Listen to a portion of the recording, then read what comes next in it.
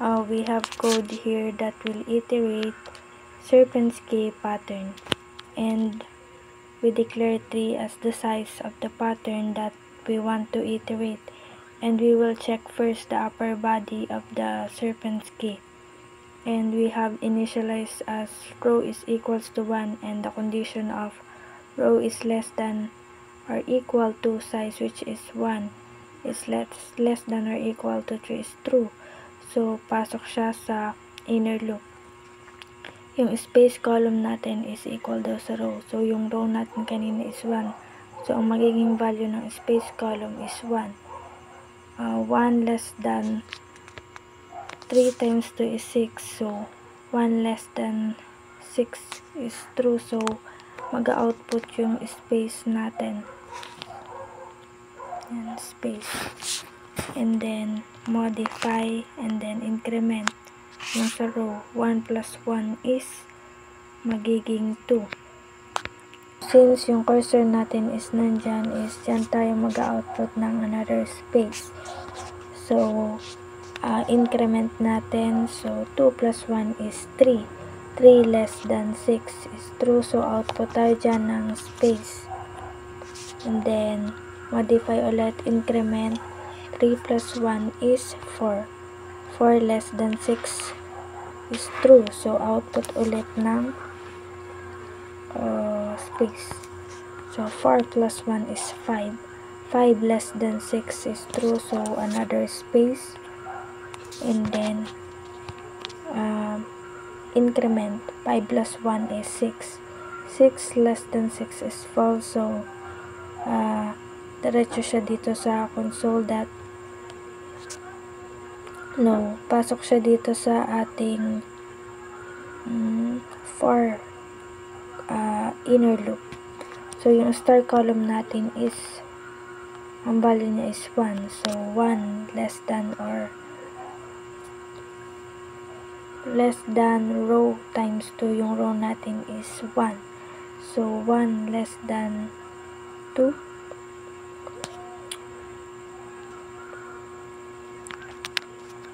Is yung true. So, pasok siya sa if condition. So, yung 1 is equals to 1, which is true, and 1 is equals to 1 is true. Yung row is equals to size ay false, since yung row is 1 and then yung size is 3. And then 1 is equals to row times 2 minus 1 is true, since yung star column natin is 1. And then yung row is 1 times 2 is 2. 2 minus 1 is 1. So, true siya dito, and mag-output yung ating star. After that is modify natin and then increment. Then yung value natin na 1 dito is may increment siya, magiging 2. 2 less than 2 is false. So, magko-command na siya ng console.writeLine, which is mapupunta na sa baba yung ating cursor. And yung row natin na value kanina is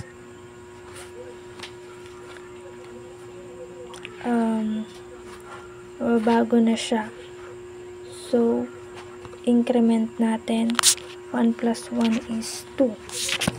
2 less than or equal to 3 is true. So, pasok siya sa ating inner loop. So, yung row natin is 2 na. 2 less than 6 is true. So, output tayo ng space.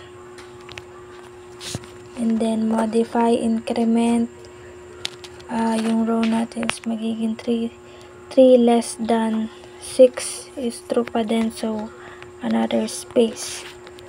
3 plus 1 is 4. 4 less than 6 is true. So, another space. And then, increment ulit. 4 plus 1 is 5. So, 5 less than 6 is true. Another space. And then, increment 5 plus 1 is 6. 6 less than 6 is false.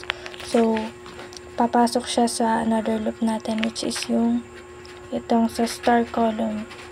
Since nagbago yung sa row natin is back to 0 again yung value ng ating star column.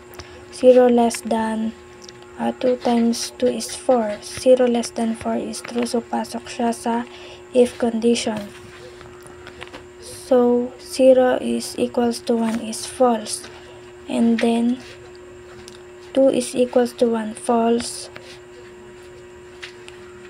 2 is equals to 3 ay false. And then, yung star column natin is 0 is equals to, yung row natin is 2. 2 times 2 is 4. And then, minus 1 is 3. So, false siya. Nag-false dito, kaya, ano natin is yung else na space pa din. Yeah, space. And then, if we increment it, so, 0 plus 1 is 1. 1 less than 4 is correct. So, pasok siya sa if condition. 1 is equals to 1 is true. So, true na siya dito. Kahit may mag-false dito, if ang kapartner niya is true, ay ang magiging truth value pa rin niya is true since ang ginamit is yung or condition. Nag-true siya dyan, kaya ang mag-output natin is yung true na star. Ayan. After that, output is modify and then increment. 1 plus 1 is 2. 2 less than 4 is true. So, pasok sa if condition. 2 is equals to 1 is false. So, magpa-false na siya dyan since nga ang pinagpa-partner is most ay yung row at saka yung size and then the star column. So, mag-output yan ng else na space. After that is modify and then increment. So, 1 plus 1 is 2. 2 less than 4 is true. So, pasok ulit sa if condition. 2 is equals to 1 ay false. And then, yung row natin is 2 is equals to 1 ay false. 2 is equals to 3 ay false. Star column natin is 2 is equals to row ay 2 times 2, 4, 3, false. So, mag-i-space pa rin siya dyan. Yan. Then, after that is modify ulit and then increment. So, magiging 3 na to. 3 less than 4 is true. So, pasok ulit sa if condition. This equals to 1 ay false. 2 is equals to 1 ay false. 2 is equals to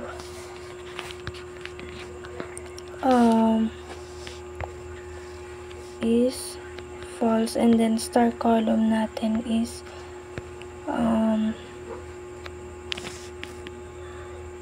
3 na, no? So, 2 times 2 is 4 minus 1 is 3. So, mag-true na siya dito kasi 3 is equals to 3 ay true. So, console that right ang iaano natin dito. After that is yung 3 is increment natin sa 1. So, magiging 4 na siya. 4 less than 4 is false. So, mapupunta na siya sa komanda console that right line, which is mapupunta na sa baba yung ating cursor dito. Since console that right line nga is proceed siya sa modify and then initialization. So, increment natin tong 2. So, 2 plus 1 is 3. So 3 is less than or equal to 3 is true. So pasok siya sa inner loop. So ang ating space column value is yung row, which is yung 3. 3 less than 3 times 2 is 6. 3 less than 6 is true. So mag-output siya dyan ng space.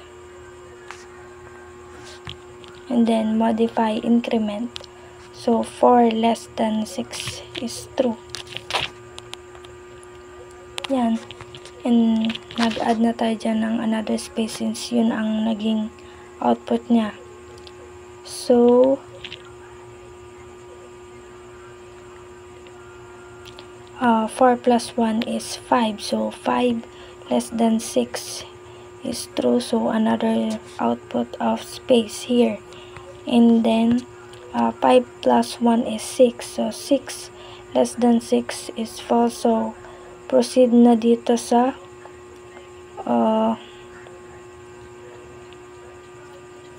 ating inner loop, another inner loop. So yung star column natin is mag-change na siya ng value and back to 0. So 0 less than 3 times 2 is 6. So 0 less than 6 is true. So pasok siya sa if condition, which is 0 is equals to 1 ay false, 3 is equals to 1 ay false, row 3 is equals to 3 ay true. So nag-true na siya, so may kapartner siya na false. So ang possible na talagang mag-output dyan is yung console that right, since magto-true. Ang magiging truth value niya is true. Output tayo dyan ng star. After ma-output nung ating star is modify tayo and then increment. So yung star column value natin na 0 is increment sa 1. Magiging 1 na siya dyan. So 1 less than 6 is true. So pasok sa if condition. So 1 is equals to 1. Row is 3 is equals to 1. So true, false. Kahit i-check dito is ang magiging truth value niya is true. So ang mag-output dyan is yung star pa din. So output tayo dito ng star. And then modify and then increment ulit. So 1 plus 1 is 2. 2 less than 6 is true. So pasok sa if condition. 2 is equals to 1 ay false. So 3 is equals to 1 ay false. 3 is equals to 3 ay true. So yon, dito is nag-false siya, then dito may nag-true. If chinek dito, ang gamit ay or condition, ang truth value niya pa rin is true. So mag-output tayo dito ng another star. So modify ulit and then increment. So yung 2 natin is magiging 3 na since na-increment siya sa 1.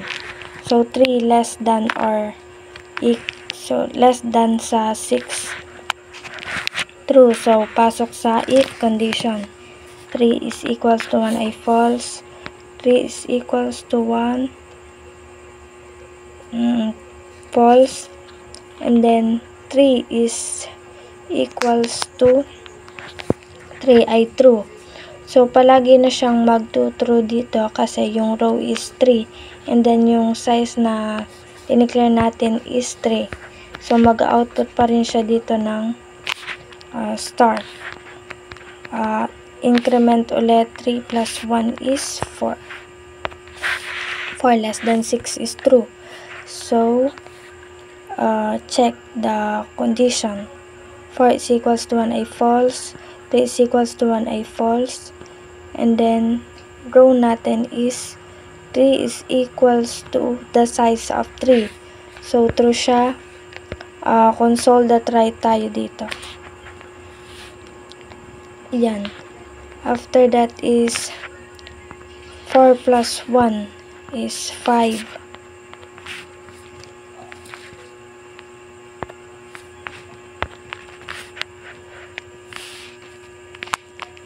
and then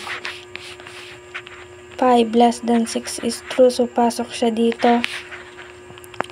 5 is equals to the 3 is equals to 1 ay false. After that, increment ulit. 5 plus 1 is 6. So 6 less than 6 is false. So diretso siya sa console.writeLine yung ating command. So end na dyan since ang ating dineclare na size is 3 lang. Ito siya. Yan. And then proceed sa lower body for the serpent's key pattern. Kagaya ng mga process nung sa upper body, same lang siya sa magiging process ng lower body since same sila na triangle. Ang kinaibahan lang is yung nasa lower body is i-check natin yung space triangle. So ayan yung naging final output for the explanation of the process of the serpent's key pattern. And if we run this code is ganito siya. Yan.